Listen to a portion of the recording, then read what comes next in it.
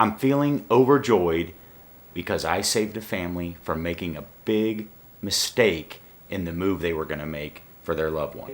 I spoke with a woman who was looking for senior housing for her husband. He has Parkinson's disease.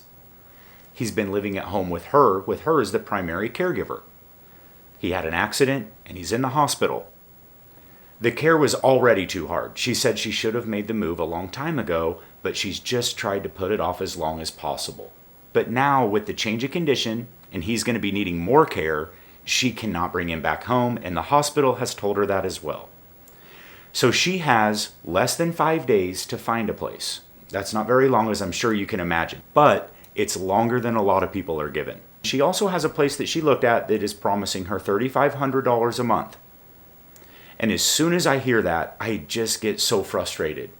And the reason I get frustrated is because I know that the place is telling her that as a hook to get her in, and then they'll price hike later, and she'll take a beating of price hikes before she goes through all this change again.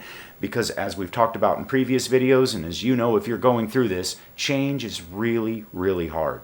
Moving into senior housing is one of the most difficult decisions families go through in a lifetime.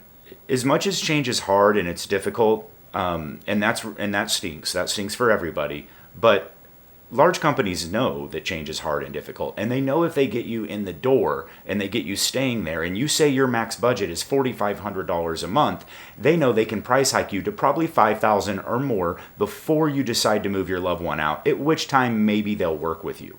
This is not every company, but it happens a lot. So if you're a family on a budget and your budget truly is $4,500, it's very important for you to let the facility know you cannot go over that. And at what point will you have to move out if it goes over that? Have them explain that to you. The other thing is you'll have your base rent, but you also need to look at the levels of care. Be very clear and concise with all the care needs and all of your expectations so that they can capture it in their care package and you can find out what level on the level of care you fall in. If you're one of the lower levels or mid-levels, most likely your rent is going to go up as changes occur. Are you prepared to pay for that? If you can't go over your max, then look for places that can lock you in. Look for places that will give you some guarantees. Look for places that might be all-inclusive. Anyway, what excites me the most about this whole thing is this woman calls me and tells me that she called the facility, she asked for any type of guarantee on price, and they cannot do it. So they're telling her $3,500 today, but they could raise it for any change of condition that he has, and it could go up $3,000 more a month. That's not a good place for her to go. She's going to have to go through all of this again. I felt so bad for this lady. She's overwhelmed and just trying to make the best decision for her husband. Anyway, that's it, guys. I'm just feeling super happy today because I was able to help this woman, and this is something I'm really passionate about. I've seen this happen in senior housing for years and years, and it's always really frustrated me, and I've lost residents that I've toured when I'm being very candid and upfront about our pricing structure and how it works.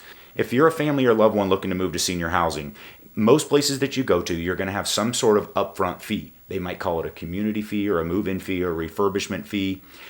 One of these types of fees. It's non-refundable. You pay it at move-in. Then you have your monthly rent. And on the monthly rent, you can plan on your rate going up annually, unless they'll lock you in longer. And then the third thing is the levels of care. Some places are all-inclusive and don't have this, which means maybe their base rate is a little higher than the places with levels of care. The places with level of care are charging a la carte. You pay for what you get. If you're more on the independent side, that might make more sense for you. But if you're needing more love and attention, then maybe an all-inclusive makes more sense. If you're on a budget and you can't go over that amount, then find a place that won't take you over that amount, at least for as long as possible. I've gotten some feedback from families that have told me that the videos really helped them prepare for the facility they moved into, and they were thankful for it. And so I want to thank you for watching. Subscribe to my channel if you like this information. Hit that like button, and we'll see you in the next video.